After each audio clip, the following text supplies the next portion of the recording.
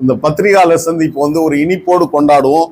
முதல்ல உங்க எல்லாருக்கும் எங்களுடைய இனிப்பை மகிழ்ச்சியை பரிமாறுகிறோம். இந்த தோழர் ராவலாண்ட கொண்டா நீ ஒன்று எடுத்துக்க, முதல்ல நீ ஒன்று எடுத்துக்க, நீ ஒன்று எடுத்துக்கண்ணா, தலைவர் எடுத்துக்க.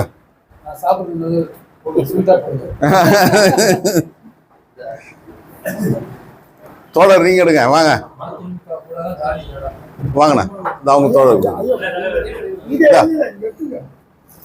இந்தாங்க, வாங்க தோழர். அது அப்படி தோழர்கள் எல்லாரும் கொடுங்க. ஒரே வருஷத்துல 3 முறை போறாங்க. பொதுக்குழு 3 முறை போடுறாங்க. ஒரே வருஷத்துல ஒரு பொதுக்குழுக்கு 3 வாட்டி மாத்தி மாத்தி போறாங்க. உட்கார்ந்து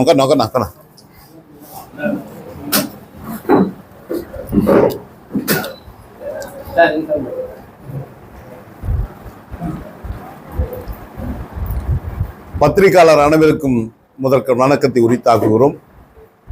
இந்த சந்திப்பை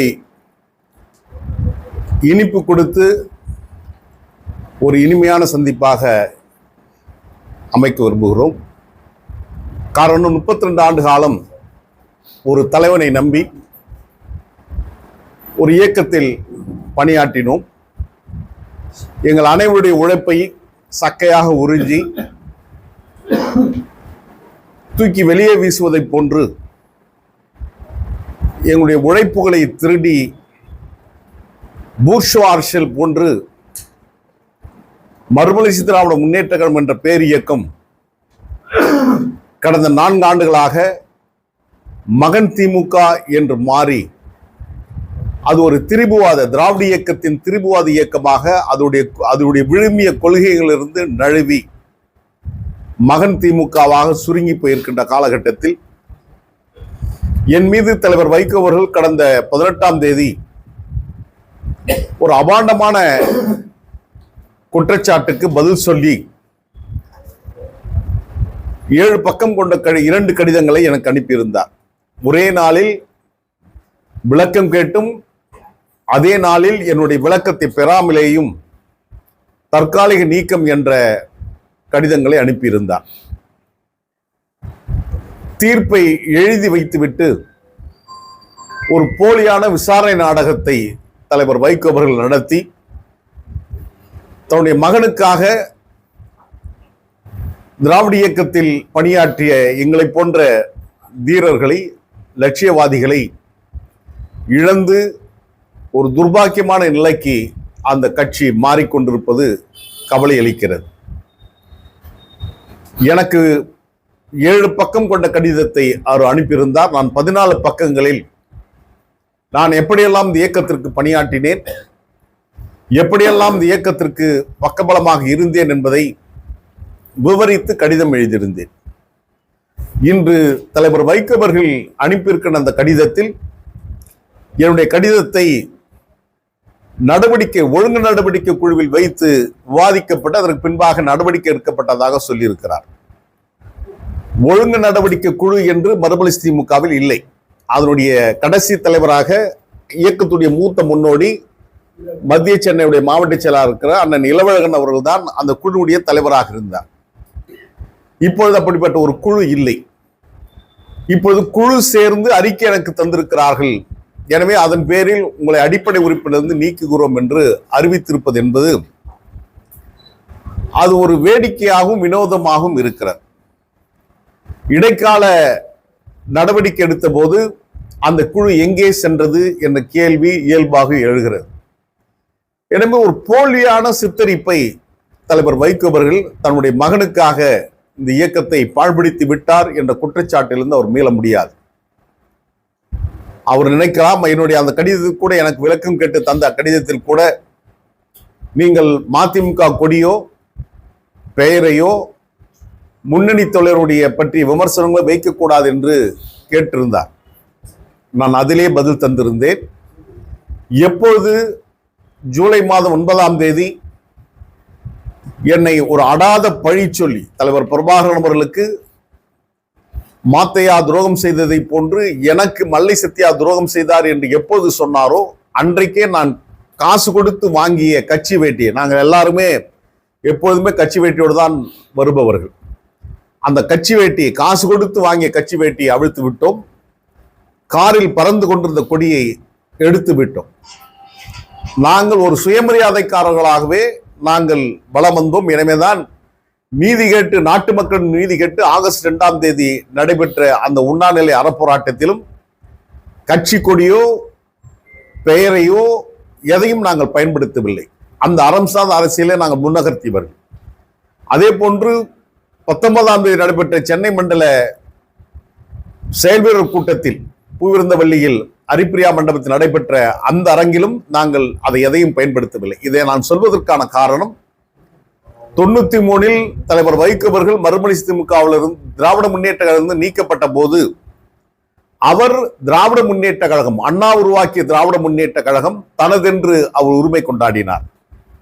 அண்ணா உருவாக்கிய கருப்பு சிவப்பு கொடியை தனதென்று உரிமை கொண்டாடினார். உதயசூரியன் சின்னத்தை தனது என்று உரிமை கொண்டாடினார். தொண்டர்களால் கட்டியெழுப்பப்பட்ட அண்ணா அறிவாலயம் எனக்கே சொந்தம் என்று உச்சநீதிமன்ற வரையிலும் தேர்தல் ஆணையம் வரையிலும் சென்று முறையிட்டு அதில் தோற்றவர் என்பதை இங்கு நான் பதிவு செய்வதற்கான காரணம், அவர்களுக்கும் எங்களுக்குமான வேறுபாடை சுட்டிக்காட்டவே இதை நான் செய்ய விரும்புகிறேன். தலைவர் வைகோ அவர்கள் திராவிட முன்னேற்ற கழகத்தின் சாசன உறுப்பினர் அல்ல, இயக்கம் தோற்றுவிக்கப்பட்ட போது இருந்தவர் அல்ல. மல்லை சத்யாவும் இங்கு இருக்கின்ற நாங்கள் அனைவருமே மதிமுக உருவாக்கப்பட்ட போது அதனுடைய சாசன உறுப்பினர்களாக நாங்கள் இணைந்து ஏறக்குறைய 32 ஆண்டு காலம் எங்களுடைய வாழ்க்கையின் வசந்த காலத்தை அவருக்காக இழந்திருக்கிறோம், உழைத்திருக்கிறோம். அதில் ஒரு மனநிறைவு இருக்கிறது, மாற்றம் இல்லை. தமிழ்நாட்டுடைய ஜீவாதார உரிமைகளுக்காக போராடி இருக்கிறோம், நமது தொப்புக்குடி உறவுகளான ஈழத்தமிழர்களுக்காக போராடி இருக்கிறோம் என்ற மனநிறைவு இருக்கிறது. 32 வழக்குகளை சுமந்திருக்கிறேன், 5 முறை சிறை சென்றிருக்கிறேன். ஆனால் எப்போது நீ சிறை சென்றாய் என்று தலைவர் வைகோ அவர்கள் கேட்கிறார். 2 முறை அவருடனே நான் சிறைச்சாலை இருந்திருக்கிறேன். ஒன்று சென்னை மத்திய சிறையிலும், மற்றொன்று கடலூர் சிறையிலும் அவருடன் இருந்திருக்கிறேன். நான் வேலூர் சிறையில் இருக்கின்ற போது பேராசிரியர் அண்ணன் ஜவஹர்லால் அவருடன் என்னை வந்து சந்தித்து கல்பாக்கம் அணு உலை பிரச்சனைக்காக நாங்கள் சென்றிருந்த போது சட்டமன்ற உறுப்பினர் அப்துல் சமதுடன் இருந்த போது எங்களை சந்தித்து வாழ்த்து கூறினார். எனவே இப்படி அதே மாதிரி டேம் 999 திரைப்படத்திற்காக அதை திரையிடக்கூடாது என்று அதை அடித்து நொறுக்கி சிறைக்கு சென்றவர்கள் நாங்கள். அதே போன்று பல்வேறு போராட்டங்களை நடத்தி வந்திருக்கிறோம் நாங்கள். எனவே 5 முறை சிறை. அதில் மாண்புமிகு தமிழ்நாடு முதலமைச்சராக இருக்கின்ற அண்ணன் தலைவர் தளபதி தலைமையிலான ஆட்சி 2021 பொறுப்பேற்ற உடனேயே அதிமுக அரசு எதிர்கட்சியின் மீது போடப்பட்ட அந்த போராட்ட வழக்குகள் 5000 வழக்குகள் ரத்து செய்யப்பட்டதில் என்னுடைய வழக்குகள் 25 வழக்குகள் ரத்து செய்யப்பட்டது. மீதி 7 வழக்குகளை சட்ட போராட்டம் நடத்திதான் அதிலிருந்து நான் இப்பொழுது முழுமையாக நீதி குற்றச்சாட்டிலிருந்தும் நான் விடுதலை பெற்றிருக்கிறேன். இப்பொழுது மறுமலர்ச்சி திராவிட முன்னேற்ற கழகம் அல்ல மகன் திமுகவிலிருந்து நாங்கள் இப்பொழுது விடுதலை பெற்றிருக்கிறோம் என்பதாகத்தான் நாங்கள் பார்க்கிறோம். இனி நாங்கள் சுதந்திர மனிதனாக நாங்கள் செயல்பட முடியும். இன்றைக்கு திங்கட்கிழமை 7ஆம் தேதி, இன்னும் ஒரு வார காலத்தில் இன்றைக்கு 8 அடுத்த ஒரு வாரத்தில் 15ஆம் தேதி செப்டம்பர் 15 தமிழ்த்தாய் தலைமை பேரறிஞர் அண்ணா அவர்கள் பிறந்த காஞ்சிபுரத்தில் அவருடைய பிறந்த நாள் 117வது பிறந்த நாளை நாங்கள் விழா எடுத்து கொண்டாட இருக்கிறோம். அண்ணா காலத்தில் பொதுக்குழு உறுப்பினராக இருந்த தொழிற்சங்க தலைவர் ஐயா திருப்பூர் துரைசாமி அவர்கள் பங்கேற்க இருக்கிறார்கள். பேராசிரியர் அப்துல் காதர் அவர்கள் பங்கேற்று உரையாட இருக்கிறார். நாஞ்சில் சம்பத் அவர்கள் உரையாற்ற இருக்கிறார்.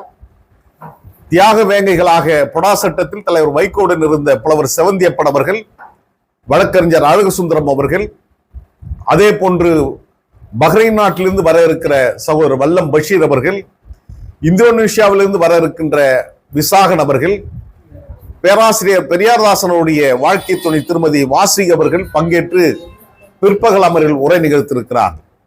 காலை அமர்வுக்கு நம்முடைய ராமேஸ்வரம் தீவை சேர்ந்த மாஸ்டர் கரத்தே பழனிசாமி அவர்கள் காலை அமர்வுக்கு தலைமை தாங்குகிறார்.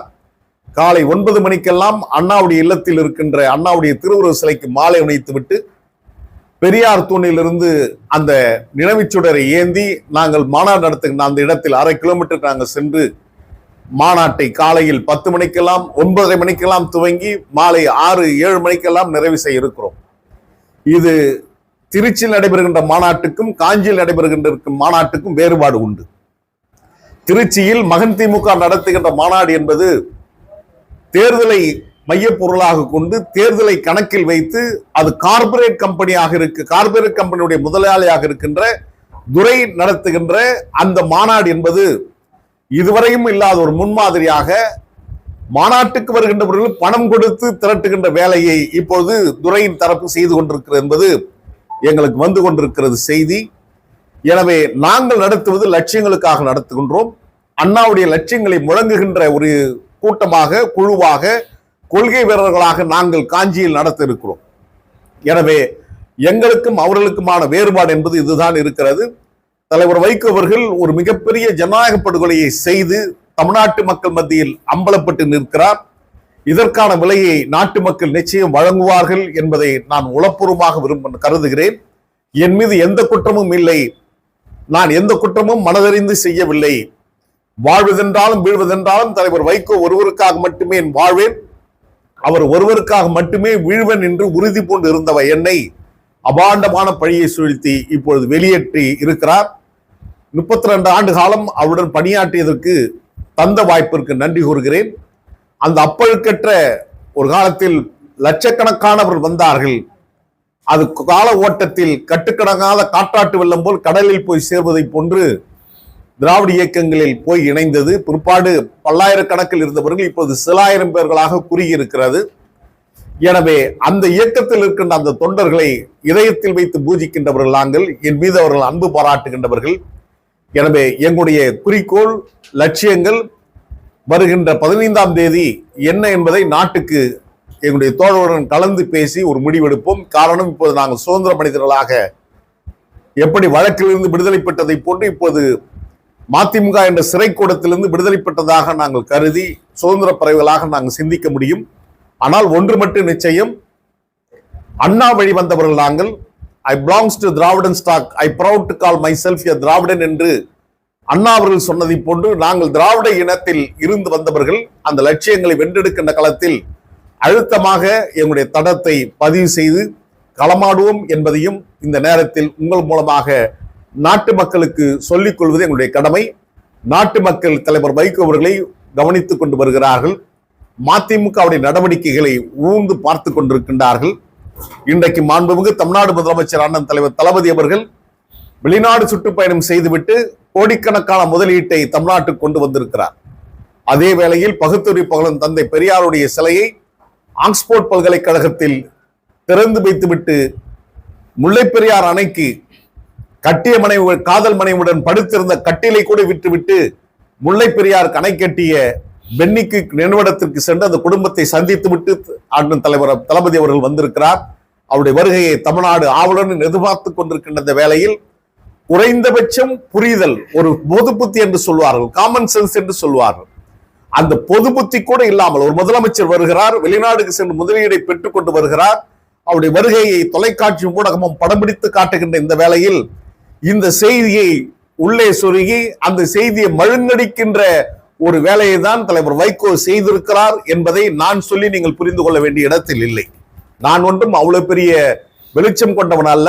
இருந்தாலும் ஒரு இடைச்சலாக தொலைக்காட்சிகளில் இது பிரேக்கிங் நியூஸாக வருகின்ற போது முதலமைச்சருடைய பயணம், அந்த நோக்கம் மதிமுக பொதுச் செயலாளர் தலைவர் வைகோவுடைய இந்த நடவடிக்கைகளால் சீர்குலைக்கப்பட்டிருக்கிறது என்ற குற்றச்சாட்டையும் அவர்கள் மறக்க மாட்டார்கள் என்று நான் கருதுகிறேன்.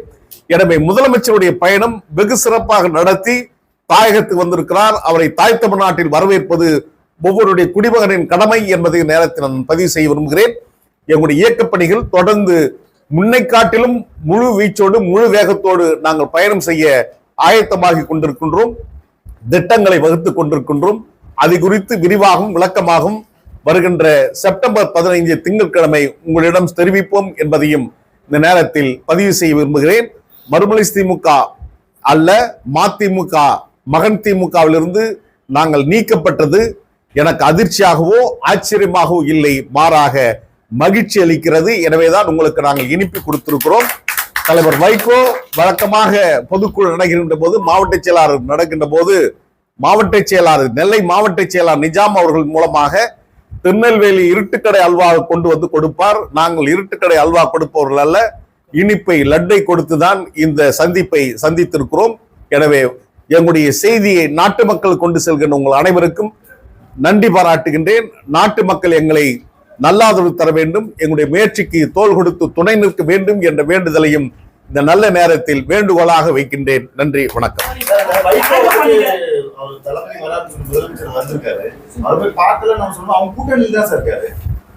கூட்டணியில் இருந்தாலும் அந்த கூட்டணிக்கு எதிரான எல்லா வேலைகளையும் மகன் திமுக செய்து கொண்டிருக்கிறார். முதலமைச்சர் இன்று காலையில் தான் வெளிநாட்டிலிருந்து வந்திருக்கிறார். அந்த செய்தி ஊடகத்திலையும் பத்திரிகையிலும் இன்றைக்கு பரபரப்பாகி அவர் எதெல்லாம் சாதித்துட்டு வந்திருக்கிறார் என்று அது பெரிய அளவில் பேசப்பட்டிருக்கின்ற வேலையில் இப்போது பிரேக்கிங் நியூஸ்ன்ற மாதிரி அதை சீர்குலைப்பதற்காகத்தான் மகன் திமுக இதை செய்திருக்கிறது என்ற குற்றச்சாட்டை நான் பதிவு செய்ய விரும்புகிறேன். திமுக கூட்டணியிலிருந்து பாஜக கூட்டணிக்கு ஒரு கட்சி வரப்போகுதுன்னு சொல்றாங்க. ஒருவேளை அந்த கட்சி மதிமுகவா இருக்கும்னு நீங்க சந்தேகப்படுறீங்க? அது நான் ஏற்கனவே சொல்லியிருக்கேன். ஏற்கனவே அவர் வெளிநாட்டில் படிக்க சென்ற மாணவர்கள் ரஷ்யா ராணுவத்தில் சேர்ந்திருக்கிறார்கள் ஒரு பொய்யான அவதூறான குற்றச்சாட்டை துரை சொன்னார்.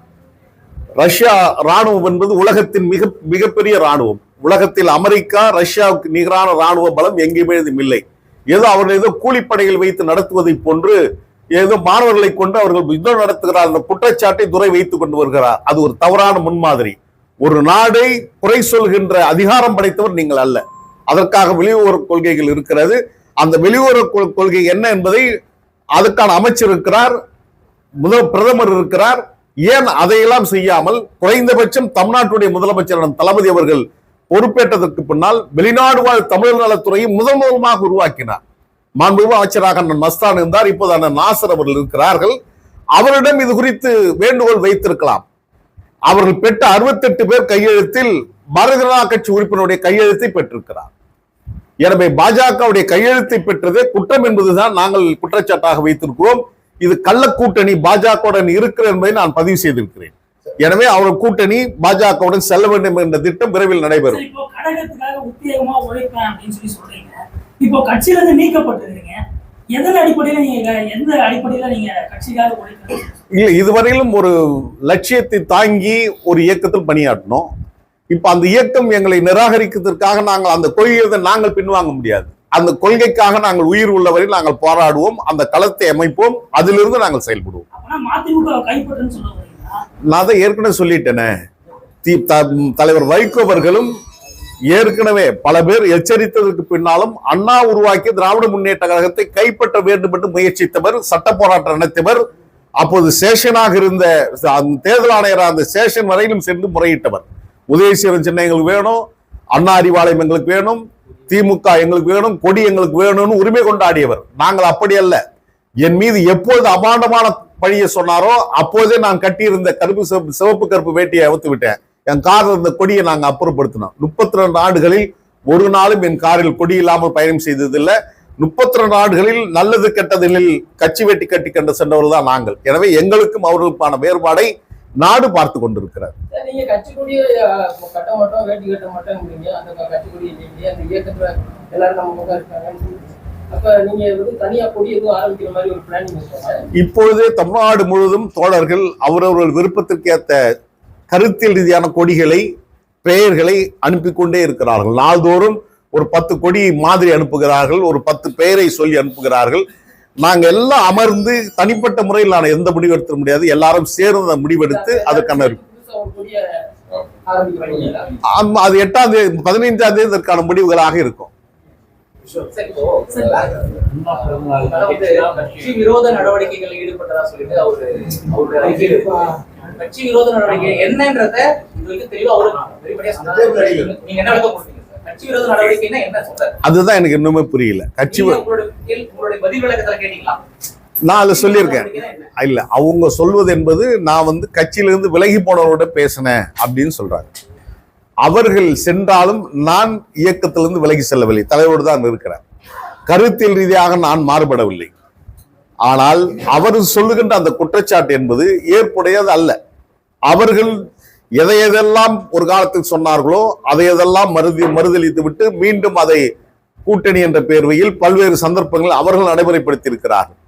எனவே என் மீது சுமத்தி இருக்கின்ற குற்றச்சாட்டு என்பது ஒரு அபாண்டமான குற்றச்சாட்டு, எந்த விதத்தில் ஏற்றுக்கொள்ள முடியாத குற்றச்சாட்டை ஒரு ஜனநாயக பண்பு கொண்ட தலைவர் வைகோவின் வாயிலிருந்து வந்திருக்க கூடாது என்பதுதான் நாட்டு மக்களுடைய கருத்தாக இருக்கிறது, அரசியல் பார்வையாளருடைய கருத்தாக இருக்கிறது.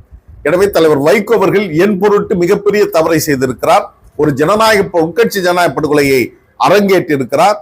மகன் திமுக என்று மாற்றி திராவிட இயக்கத்தின் திரும்புவாத இயக்கமாக மாறிவிட்டார். இனி திராவிட இயக்கத்தின் கொள்கைகளை, லட்சியங்களை பேசுவதற்கு அந்த இயக்கம் தகுதி படைத்தது அல்ல என்பதையும் நான் இங்கே பதிவு செய்ய விரும்புகிறேன். முதல்வர் வந்திருக்காங்க, உங்களோட ஆதரவாளர் சேர்ந்து முதல்வரை சந்திக்கிறது வாய்ப்பு இல்ல? முதலமைச்சருக்கு 1000 பணிகள் இருக்குது. நாங்க ஒரு சாமானியர்கள், எங்களை சந்திச்சு என்ன ஆக போகுது? எங்களுடைய வாழ்த்துக்களை இந்த நேரத்தில் முதலமைச்சருக்கு சொல்றோம். ஒரு பல கோடி லட்சம் பல்லாயிரக்கணக்கான கோடியை முதலீடாக பெற்றிருக்கிறார். இந்த பணியை யாரு செய்திருக்கணும் அப்படின்னா, மாண்புமிகு இந்திய பிரதமர் தான் வெளிநாடுகள் சென்று கொண்டு வந்திருக்கணும். ஒரு எதிர்கட்சி தலைவராக இருப்பவர் என்பது தி ஷேடோ பிரைம் மினிஸ்டர் என்று சொல்வார்கள். ஒரு நிழல் பிரதமராக அண்ணன் தலைவர் தளபதி அவர்கள் உலகம் முழுவதும் சென்று முதலீடுகளை கொண்டு வருகிறார். அவரை பாராட்ட வேண்டிய களத்தில் தமிழ்நாடு இருக்கிறது. நாட்டு மக்கள் அவர்கள் பக்கபலமாக இருக்க வேண்டும். 2026ஆம் ஆண்டு தேர்தல் அண்ணன் தலைவர் தளபதிக்கான தேர்தலாக நிச்சயம் அவர் மீண்டும் முதலமைச்சராக பொறுப்பேற்கின்ற சூழலாகத்தான் அமையும் என்பதை நான் திடமாக சொல்லிக் கொள்ள விரும்புகிறேன்.